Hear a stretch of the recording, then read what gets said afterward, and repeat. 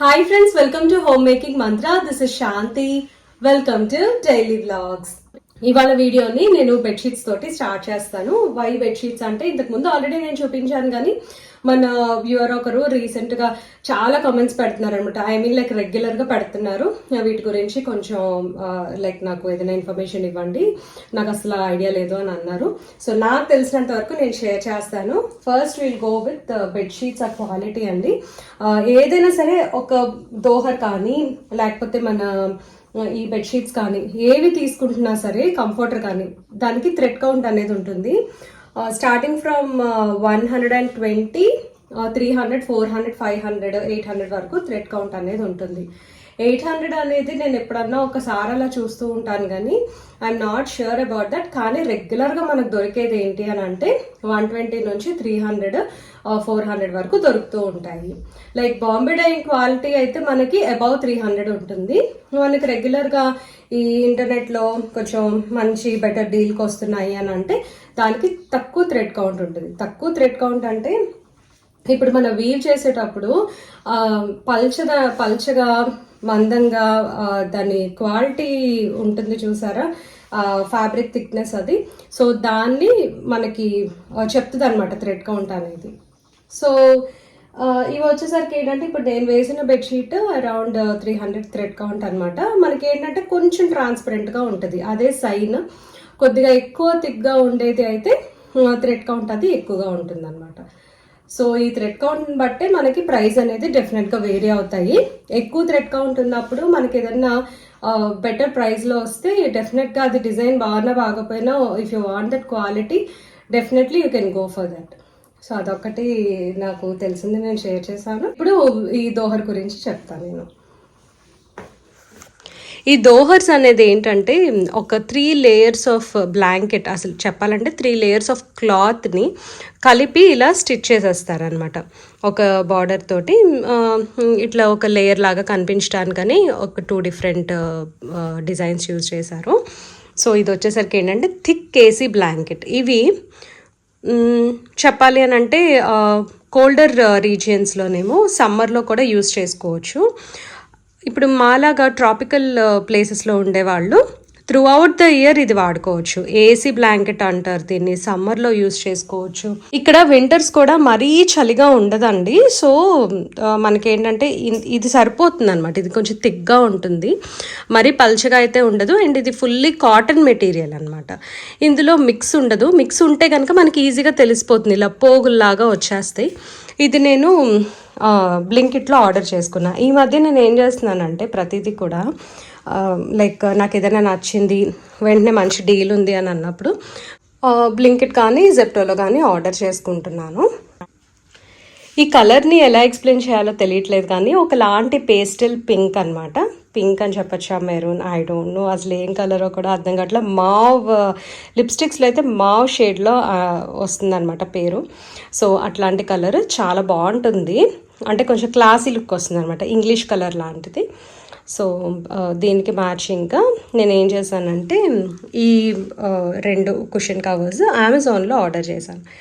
ఇవి మామూలుగా ఏంటంటే మనకి జెప్టో బ్లింకెట్లో అన్ని కలర్స్ అవైలబుల్ ఉండవు. సో ఈ దోహర్కి మ్యాచింగ్ అవి తెప్పించాను అనమాట. ఇది ఫుల్గా డిజైన్ వచ్చింది కాబట్టి ఐల్ షో యూ. ఇది చూడండి, ఇదంతా ఫుల్ పేస్లీస్ వచ్చాయి. సో అందుకని ఈ డిజైన్ వచ్చింది కాబట్టి ఇలా ప్లెయిన్గా ఉన్న కుషన్స్ బాగుంటాయి అని చెప్పి దీంతో పేరప్ చేసా. ఇది వైట్ కలర్ బెడ్షీట్ ఎందుకు తీసుకున్నాను అంటే బ్యాక్గ్రౌండ్కి నేను ఎప్పుడు సాలిడ్ కలర్సే యూజ్ చేస్తాను. దానికి పెద్ద రీజన్ లేదు, నాకు అంటే లైక్ ప్లెయిన్గా నీట్గా ప్లెజెంట్గా ఉన్నట్టు అనిపిస్తుంది అనమాట ఇట్లాగా సాలిడ్ కలర్స్ ఉంటే. సో ఏదైనా సరే లైట్ కలర్ వేసినా డార్క్ కలర్ వేసినా ఎప్పుడు సాలిడ్ కలర్స్ నేను ప్రిఫర్ చేస్తాను. ఇప్పుడే కాదండి, నాకు రైట్ ఫ్రమ్ నా పెళ్ళైన దగ్గర నుంచి కూడా నేను ఇదే ఫాలో అవుతూ వస్తున్నా. అండ్ డెకరేటివ్ పిల్లోస్ అవన్నీ కొంచెం కలర్ఫుల్గా కనిపించడానికి అని చెప్పి ఇట్లాగా వేరే ఏదైనా కలర్ చూస్ చేసుకుంటూ ఉంటా. And I keep changing these అనమాట. సో అట్లాగా. అండ్ మన వాళ్ళు బెడ్షీట్స్ గురించి ఇంకా చెప్పమని అంటున్నారండి. ఇది వచ్చేసరికి ఏంటంటే కాటన్ మెటీరియల్. బెడ్షీట్స్ కొనేటప్పుడు మాత్రం ఒకటి చెక్ చేసుకోవాలండి, ఫుల్లీ కాటన్ అయితే సమ్మర్కి బాగుంటాయి. మైక్రో ఫైబర్ అనుకోండి, లైక్ మనకి వింటర్లో బాగుంటాయి అనమాట, కొంచెం వెచ్చగా ఉంటాయి. మైక్రోఫైబర్ కొంచెం రింకిల్ ఫ్రీ అట్లా ఉంటాయి. ఇప్పుడు ఇది చూసారా కొంచెం త్వరగా మడతలు పడిపోయి అట్లాగా నలిగినట్టు అనిపిస్తుంది.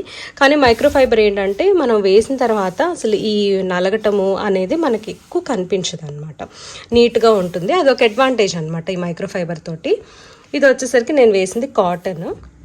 బెడ్షీట్స్ కొనేటప్పుడు ఎప్పుడు కూడా నేను ఆఫ్ వైట్ ఎక్కువగా ప్రిఫర్ చేస్తాను. ఎందుకంటే మనకి ఓవర్ ద టైం వాటి కలర్ అంటే వైట్ అనేది కొంచెం కలర్ చేంజ్ అవుతూ ఉంటుంది అనమాట.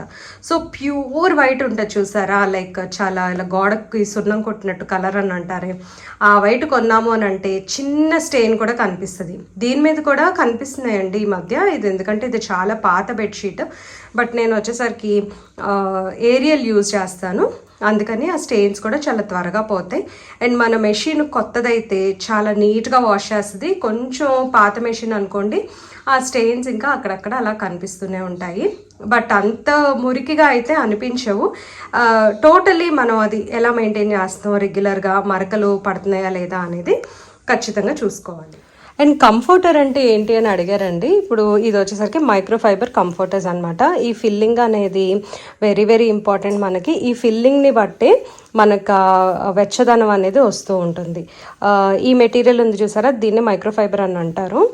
ఇవి వింటర్స్కి బాగుంటాయి కానీ సమ్మర్స్కి అసలు మనం కష్టం అనమాట వీటిని బేర్ చేయటం అనేది. అంత స్కిన్ ఫ్రెండ్లీ కూడా కాదండి. సమ్మర్లో కొంచెం ర్యాషెస్ వచ్చే ఛాన్స్ ఉంటుంది, ఎందుకంటే బాగా హీట్ని రీటైన్ చేస్తుంది. సో ఇవి వచ్చేసరికి నేను ఎందుకు తీసుకున్నా అంటే కలర్ ఒకటి నచ్చింది, అండ్ వింటర్లో యూజ్ చేసుకోవచ్చు. సీజనల్గా బాగానే ఉంటుందన్నమాట ఇది వాడుకోవడానికి. అండ్ ఈ లోపల ఫిల్లింగ్ అనేది మైక్రోఫైబర్ ఫిల్లింగా లేకపోతే like feather, some Italian feather ఏదో ఉంటుంది అదొకటి, అండ్ కాటన్, ఇవన్నీ కూడా ఈ ఫిల్లింగ్కి యూజ్ చేస్తారు. వాటి బట్టి ప్రైస్ అనేది వేరీ అవుతుంది. లైక్ ఆ ఫిల్లింగ్ ఎంత మంచిదైతే అంత ఎక్స్పెన్సివ్ ఉంటాయి. అండ్ ఇవి సేమ్ కాటన్లో కూడా దొరుకుతాయి అన్నమాట. నా కంఫర్టర్స్ అంత ఇంట్రెస్ట్ లేదు, ఎందుకంటే మేము ఉండే ప్లేస్కి కంఫర్టర్స్ అంత సూటబుల్ కాదు. బట్ నాకు ఇదేంటంటే కొంచెం లైటర్గా అనిపించింది. మీరు చూసారంటే మరీ అంత థిక్గా లేదు. సో అందుకని చెప్పి నాకు ఇది ఓకే అనిపించి ఉంచేసాను అనమాట. ఇది కూడా నేను అమెజాన్లోనే తెప్పించాను. ఇది వేస్తే మాత్రము చాలా బాగుంటుంది. నేను యాక్చువల్లీ ఇది ఇంతకుముందు వేసాను, ఎప్పుడు వీడియోస్లో చూపించలా. నెక్స్ట్ టైం మీకు వేసినప్పుడు చూపిస్తాను. ఆల్మోస్ట్ ఈ రూమ్లో అన్నీ కూడా మీరు చూసే ఉంటారు. ఏది కూడా నేను పెద్దగా అప్డేట్ చేయలేదు, కానీ కాఫీ టేబుల్ మీద ఈ డెకోర్ ఒకటి అప్డేట్ చేసుకున్నాను అనమాట.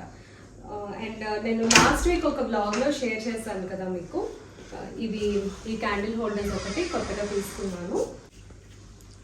ఇవి ఫ్రమ్ హోమ్ సెంటర్ అండి. ఇది వచ్చేసరికి ఈ క్యాండిల్ హోల్డర్స్ వచ్చేసరికి ఫ్రమ్ హోమ్ సెంటర్, ఇది పాతది. అండ్ ఈ టేబుల్ రన్నర్ ఒకటి తీసుకున్నాను. అండ్ ఈ బేబీ బ్రీత్ ఫ్లవర్స్ అంటారు వీటిని. ఇది వచ్చేసరికి ఆర్టిఫిషియల్ ఫ్లవర్సే. ఇవి కొంచెం యాడ్ చేశాను అనమాట, కొద్దిగా డిసెంబర్ లుక్ రావటానికి అని చెప్పి. వింటర్లో వైట్ బాగుంటాయి కదా అని నేను ఇట్లాగా అప్గ్రేడ్ చేసుకున్నాను. వింటర్లో కొంచెం ఈ లుక్ బాగుంటుంది కదా అని చెప్పేసి ఇట్లా అప్గ్రేడ్ చేసుకున్నాను.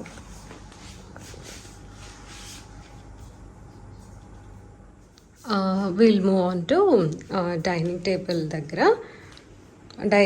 దగ్గర నేను ఈ వేస్ తీసుకున్నాను. ఆల్రెడీ మీకు చూపించాను కదా, ఇది నేను ఇన్స్టామార్ట్లో తీసుకున్నాను. ఫ్లవర్స్ అండ్ వేస్ రెండు కూడా ఇన్స్టామార్ట్లోనే తీసుకున్నాను. అప్పుడప్పుడు ఇట్లాగా టేబుల్ రన్నర్స్ అవి చేంజ్ చేస్తూ ఉంటా. నాకు చాలా ఇష్టం అనమాట ఇట్లా అంతా కొంచెం డిఫరెంట్గా డెకోర్ చేసుకోవటం అనేది. పాత వ్యూవర్స్ అయితే ఆల్రెడీ తెలుసు, కొత్త వారికి జస్ట్ ఊరికే చెప్తున్నాను. అండ్ నెక్స్ట్ కొత్తగా ఈ ఆయిల్ డిస్పెన్సర్ తీసుకున్నాను అనమాట. ఇది వచ్చేసరికి ఏమో రెగ్యులర్ ఆయిల్ కోసం అని చెప్పి వాడుతున్నాను. అండ్ ఇదేమో సెసమీ ఆయిల్ కోసం అనమాట. దోశలకి వాటికి సెసమీ ఆయిల్ యూజ్ చేస్తూ ఉంటాను. అంటే మన నువ్వుల నూనెతో దోశలు వేసుకోవడం హెల్త్కి మంచిది, అండ్ టేస్ట్ కూడా కొంచెం డిఫరెంట్గా ఉంటుంది. మాకు అలవాటు అయిపోయింది యాక్చువల్గా. సో ఇది కడిగాను అనమాట, అందుకనే ఫుల్ టైట్ పెట్టట్లేదు. కొంచెం ఇట్లా డ్రైగా ఉంచేస్తే ఓవర్ నైట్ అంతా ఇట్లా వదిలేసామనుకోండి డ్రై అయిపోతుంది. ఇంకా అసలు ఒక్క నూనె వాటర్ డ్రాప్ కూడా లేకపోతే నూనె పాడవదు. సో అది కొంచెం ఉందండి వాటర్. ఫుల్గా డ్రై చేసేయాలి. దీన్ని ఇట్లా ఉంచేస్తే పక్కన డ్రై అయిపోతుంది కదా. నాకు చాలా నచ్చింది. ఇవి కొద్దిగా ఎక్స్పెన్సివే పడ్డాయి, కానీ క్వాలిటీ చాలా బాగుంది. ఇది మేబీ పెయింట్ వలన లేకపోతే ఏంటనేది తెలియదు, కానీ నాకు కొద్దిగా ఎక్స్పెన్సివ్ అని అనిపించాయి.